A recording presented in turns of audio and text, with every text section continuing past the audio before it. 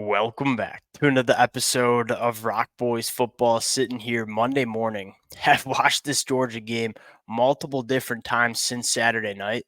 Just trying to figure out what went wrong for Georgia, what they need to clean up going into that matchup against Alabama. Now, I think the broad takeaway that I've had from this football game is that Georgia just did not play a very good football game. And when you play on the road against a Kentucky team that has a legitimate good defense and you don't play great football, that's how you kind of get into a dogfight. Now, if you are kind of taking this from a positive lens, you saw Georgia play one of their worst games, specifically Carson Beck just did not feel comfortable really at all in that football game.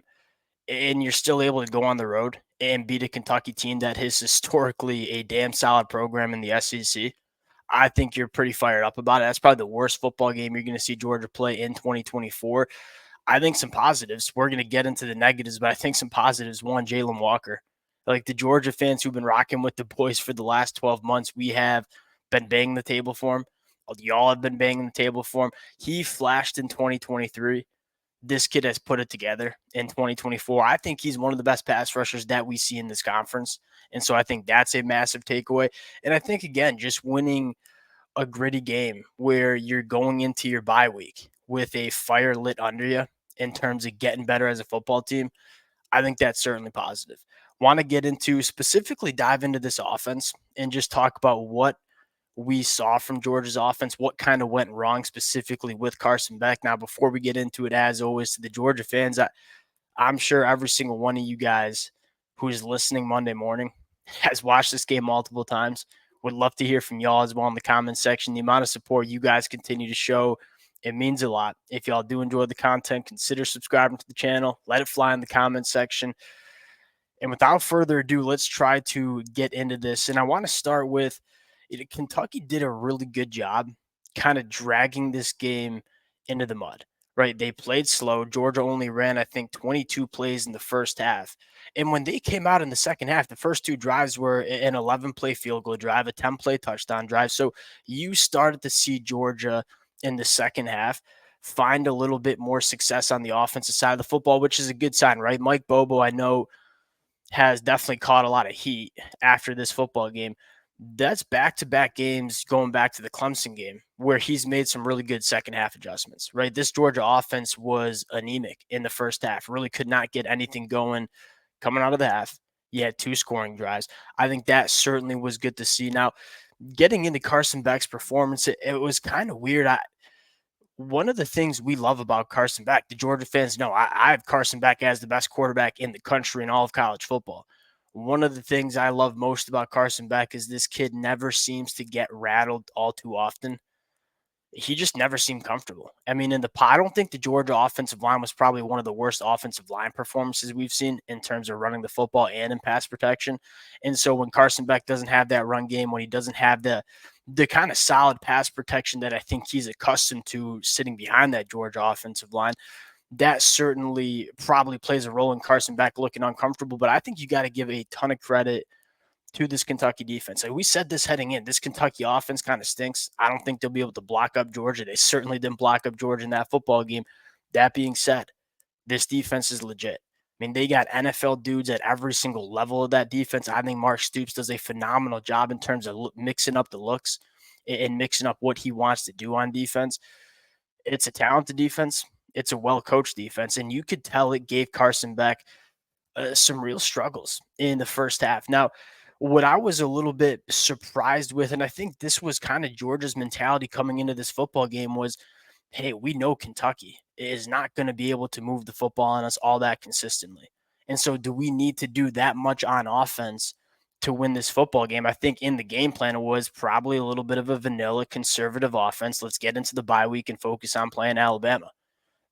I think that had to change in the second half when Georgia kind of got themselves in a dogfight I don't think they wanted to be in. The average depth of target for Carson Beck was 6.6 yards down the field. And so one of my, I guess, frustrations is even if you are playing a game against Kentucky that you're 21.5-point favorites, you kind of just want to go in and get out with a win. You still have a Heisman caliber quarterback. Like this is a guy that people were talking about could win the Heisman Trophy coming into the year. you can't just kind of hamstring him. Like, ask Carson Beck to push the ball down the field. You went to the transfer portal and went out and got explosive playmakers at the wide receiver position. You kind of treated Carson Beck like a game managing quarterback today, or I should say Saturday night. I don't really think that's how he should be treated. Like, again, this is a really good quarterback. Ask him to go make plays. I don't care if it's against Kentucky's defense, because you're going to play a lot better of defenses over the next couple weeks. You got to lean on Carson Beck to be a difference maker at the quarterback spot. I'd like to see more play action too. Carson Beck was 6 of 7 for 105 yards in play action. That was more than half of his production came on 7 play action passes. And so when you have the run game like Georgia does, you want to get Carson Beck in play action. And I just didn't really think and again, they didn't really run the football all that good in the first half. So maybe that kind of took the play action out of the game. But again, this is a quarterback that has shown time and time again he's really good off of play action. I want you to lean into what Carson Beck does well. And so again, I think it's kind of a combination of Georgia obviously not executing very well. And Kirby Smart said as much in the press conference. One, ton of respect to Mark Stoops, this Kentucky defense. It's a well-coached unit, and it's a really talented unit. And I think on offense, when you come on the road and you don't execute right away, that environment can kind of snowball on you, right? A couple quick 3-and-outs, getting this crowd into it, getting the defense a little bit of confidence. That's kind of what happened for Georgia. And in the second half, I think it cleaned up. I think it was a lot better. That being said, I don't think it was Carson Beck's best game. And if you're Georgia, kind of happy to have a really bad game from Carson Beck, a game where he just looked clearly uncomfortable throughout 4 quarters, you were still able to go on the road and win. Now, looking at the defense, the penalties were really the only concern. Like, this Kentucky team made some plays. Brock Vandagriff did make some throws. You got to give and we all know Brock Vandagriff could have made some of those jaw-dropping throws, didn't really turn the football over all that much, had 1 turnover on the game. The penalties were kind of what Kentucky was able to score on. I think Kentucky only got into Georgia's red zone 1 time on offense. And so there wasn't a lot of consistency in terms of Kentucky moving the football. I feel like they almost had more penalty yards than they had offensive yards in that football game. You're banged up, clearly, right? Obviously, missing a guy like Mikael Williams, missing plenty of guys on the defensive line. That was probably Kentucky what they were trying to do.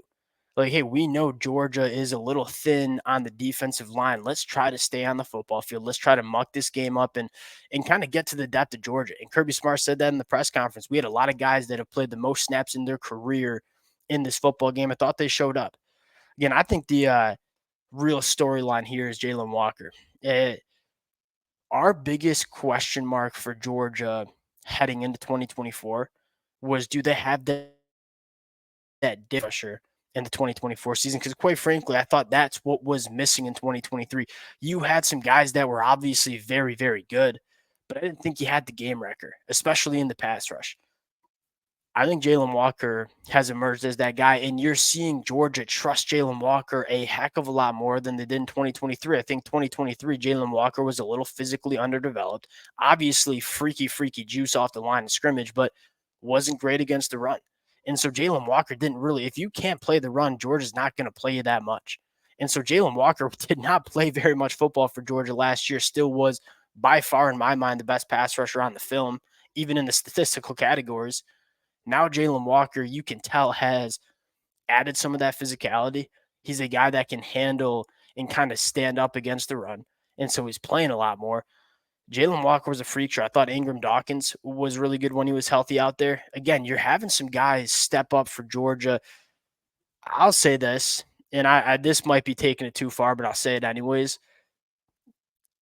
In the national championship seasons for Georgia, they spent the majority of September and October, kind of banged up and just getting through football games. And then when they got fully healthy, they were just kind of a buzzsaw. I wonder if that's what you're getting from Georgia this year as well. Like, you can tell they are missing some legitimate difference makers on both sides of the football, and they're still just getting through these games. And I feel like when you see this team at full strength, when they get healthy going into November, I do think there's a really good opportunity for this Georgia team to really turn into a bust. So again, this Georgia defense reminds me of some of the special defenses we saw specifically in 2021. My opinion on that did not change. Like, this was not very complimentary football. Georgia did not stay on the field very much on offense. That Georgia defense had to play a lot of football, and Kentucky didn't even go for over 300 total yards. Like, there not a ton of positives to take away. This was a sloppy game, but the positives are you had some guys step up and make plays that they needed to win this football game, and you're going into your bye week. You're going to get healthy, and you have one of, if not the biggest game of the season coming up. I think this lights a fire under. I almost think Kirby Smart. He said he didn't prefer it this way in the press conference. I almost think he prefers it this way. Like, hey, let's get tested a little bit. Let's get a little bit of juice, a little bit of fire under our butt going into the bye week. We're going to have 2 really good weeks to not only get healthy but to practice. One of the reporters asked, "Hey, is it nice to have some time to rest and recover?" Kirby Smart looked at the reports. We ain't got time to rest and recover. We got to get better as a football team. I think you're going to see a really focused Georgia for the next 2 weeks during this bye week. I think you see a lot better team coming out of the bye week. Again, we'll see what Georgia can get back. We'll probably talk about this game from a couple of different angles over the next couple of days, but wanted to hop on and kind of share what I thought of the football game. Would love to hear from you guys in the comment section as well. Appreciate y'all rocking with it. If you guys do enjoy the content, consider subscribing to the channel, and we'll talk to y'all later.